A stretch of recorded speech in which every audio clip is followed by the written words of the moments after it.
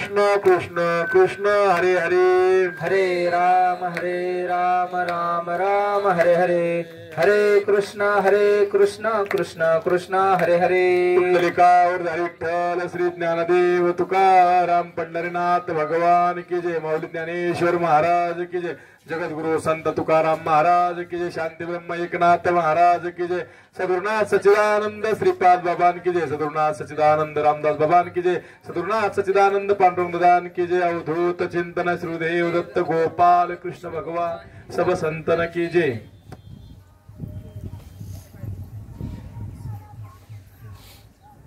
तुम्ही संत माय बाप कृपावंत कायमी पतित कीर्तिवानो अवतार तुम्हा धराया कारण उद्धाराया जन जड जीवा वाढावया सुख भक्तिभाव धर्म कुळाचार नाम विठोबाचे तुका म्हणे गुण चंदनाचे अंगी तैसे तुम्ही जन संत जन गुरुर ब्रह्मा गुरुर विष्णू गुरुर देव महेश्वरा गुरु साक्षात परब्रह्म तस्मै श्री गुरुवे नमः तस्मै श्री गुरुवे नमः। ज्या ज्या ठिकाणी मन जाय माझे त्या त्या ठिकाणी निज रूप तुमचे मी ठेविते मस्तक ज्या ठिकाणी तेथे सद्गुरु दादा तुमचे पाय दोन्ही।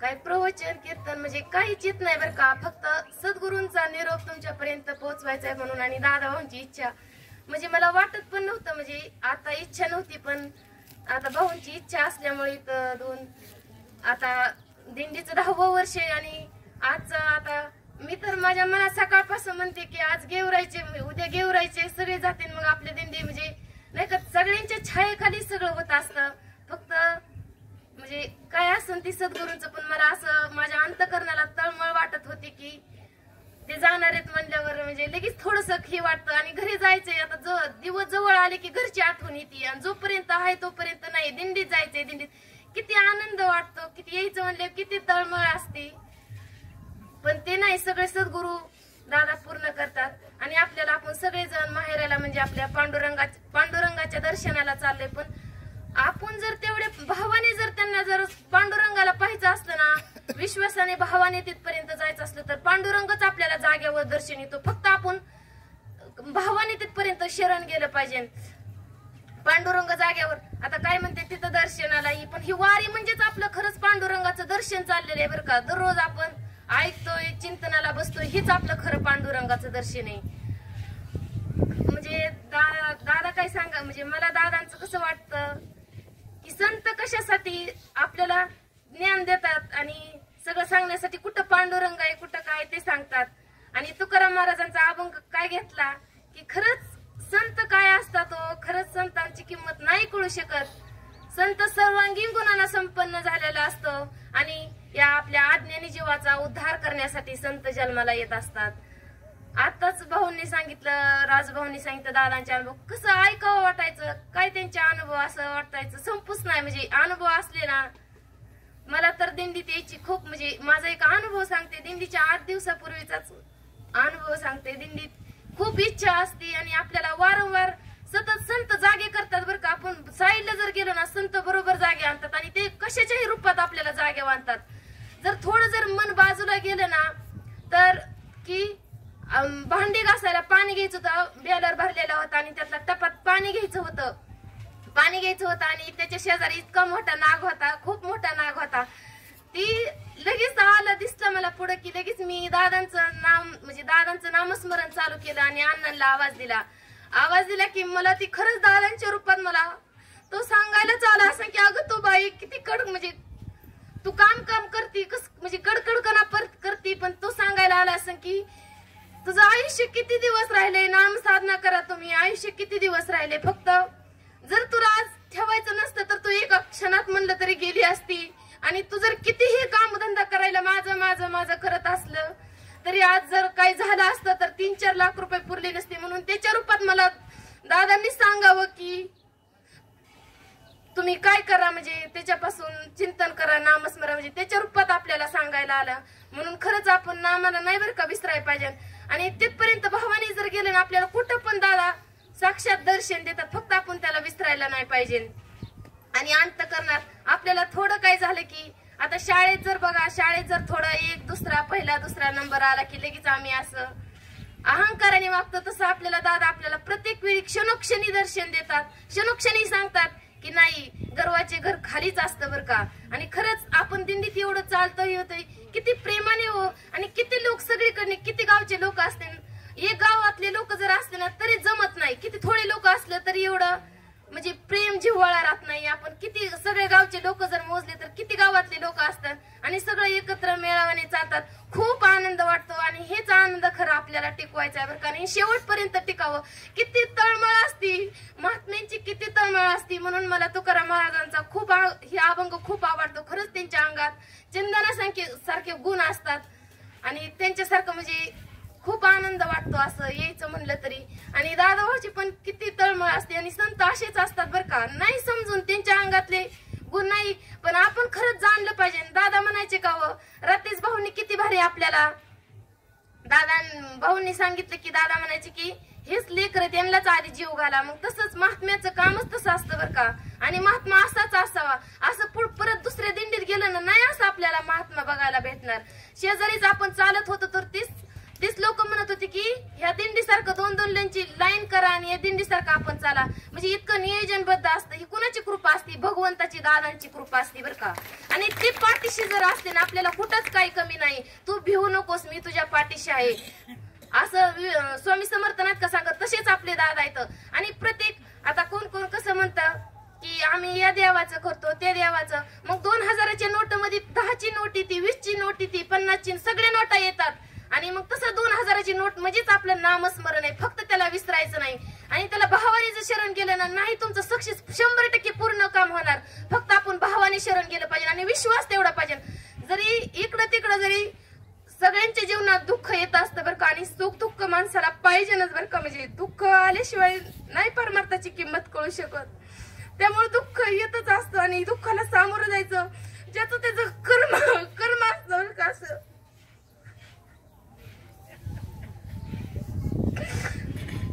परमार्थ करत असताना सुख दुःख येतच असतात. आता पगार आम्हाला पण वनवास भोगावा लागला, शीताला वनवास भोगावा लागला, मग मला वाटतं देवाला वनवास भोगावा लागला. मग आपल्याला नाही का काहीतरी आपलं वाटेला कर्म आलेलं असतं म्हणून ते आपण भोगायचं. कधीच म्हणायचं नाही की मला असं का देवाने दिलं तसं. पण होतं तसं. दुःख आल्यावर माणूस साईडला जातं, पण त्या दुःख आल्या साईडला गेल्यावर मार्गाला आणायचं काम हे आपले संत लोक करत असतात. आणि संत आपल्याला वारंवार सांगतात, भाऊंनी सांगावं त्यांनी सांगावं नाही हे असं, हा बरोबर आहे तुमचं. मग आपण साईडला गेलं तरी ते आपल्याला जाग्यावर आणायचं काम करतात. म्हणून ते चंदनाचे गुण त्यांच्या अंगात असतात. आणि कधीच आपण म्हणजे खचून न जाता कर्म ज्याचं त्याचं भोगावं लागतं.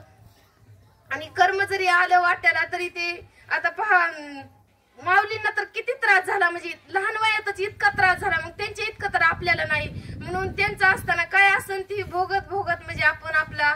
आणि एक दिवसाचं माणसाचं उद्याची पण आपली गॅरंटी नाही ना. मग आहे तोपर्यंत समाधानाने सुखाने जरी बाजूला गेले ना तरी महाराजांनी वरवर सांगावं हे असं नाही ते तसं. हा मग तुमचं. आणि मला खरा अनुभव आलाय. मी जर त्यांच्या चुकीचं जर थोडं वागले ना लगेच मला क्षणाला लगेच अनुभव येतो. हाच म्हणजे मला त्यांचं काय असेल ती म्हणजे मला लगेच जाणीव होती की हा माझं चुकतंय. मग त्यांनी लगेच, मग संत असेच असतात बरं का. आपण बाजूला गेले ना त्यांनी सारखं सांगावं हे असं ते तसं. मग दादा बघा ना 8 दिवसाला ते म्हणजे आत्या म्हणले की दादा 15 दिवसाला यायचे, महिन्याला यायचे. आणि दादा आले ना इतकं आनंद वाटायचा, खूप आनंद वाटायचा. मग दादा यायचेत म्हणून आधीच कळायचं आम्हाला की दादा येणार आहेत म्हणून आज. मग एवढा आपला भाव तयार झाला पाहिजे नाही का. संत येती घरात तोची दिवाळी दसरा. मग खरंच आता आपण प्रत्येक सण करतो, पण खरंच संत ही जर दिंडी म्हणलं ना दिवाळीचा सण सुद्धा आपल्या पुढं कमी वाटणार. पण ही दिंडी इतकी आनंदी वाटते, इतकी ओढ असती.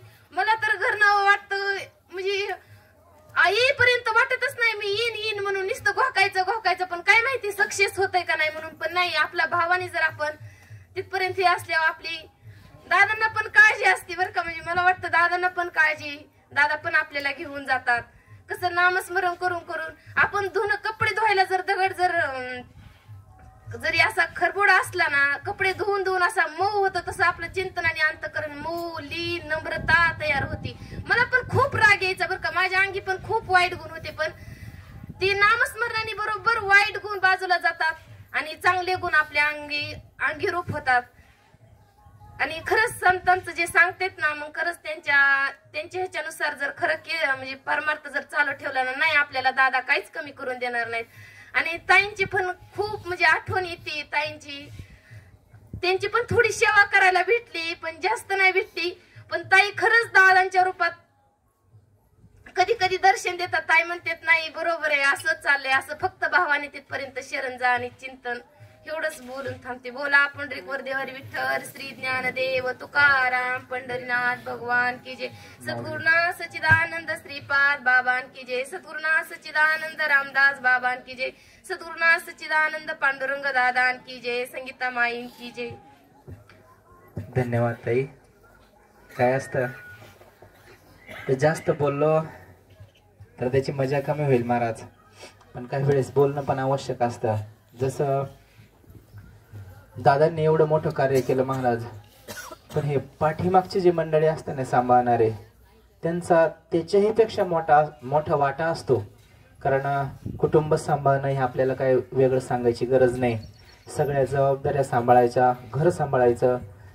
जेव्हा घरचे माणसं घर सांभाळतात ना, तेव्हा एखाद्या व्यक्तीला कार्य करता येतं. मग जसं दादांच्या पाठीमागं सगळेच असतील, त्यांनी कुटुंबाचा सांभाळ केला म्हणून दादांना आपल्यासाठी वेळ भेटला. तसंच अनर्थी भाऊ असतील, सगळेच महात्मे त्यांच्या कुटुंबाने सगळी जबाबदारी स्वीकारली म्हणून आपल्याला ते सहज उपलब्ध झाले महाराज. म्हणून असं ताईंनी पण जरी असेल बरं का, आम्ही त्या जाणते, आम्हाला कळतं सगळं, पण तुम्ही जेव्हा घरच्या जबाबदाऱ्या सगळ्या सांभाळाल ना, तेव्हा महाराज आम्हाला उपलब्ध होतील आणि जो दादांचा निरोप आहे तो आमच्यापर्यंत येईल. म्हणून हे सगळेच महात्म्यांचे जे घरचे असतात ना महाराज, त्यांचं कार्य त्यांच्यापेक्षाही मोठं असतं, पण ते लक्षात येत नाही.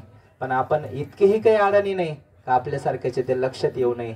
म्हणून तुम्ही जेवढं घर सांभाळणार आहे तेवढा आम्हाला हा प्रेमाचा अनुभव भेटणार आहे. आणि जे योग्य वेळेला असेल ते सद्गुरू दादा आपल्याकडून करून घेणारच आहे. म्हणून खूप खूप धन्यवाद ताईंना. खऱ्या अर्थाने एक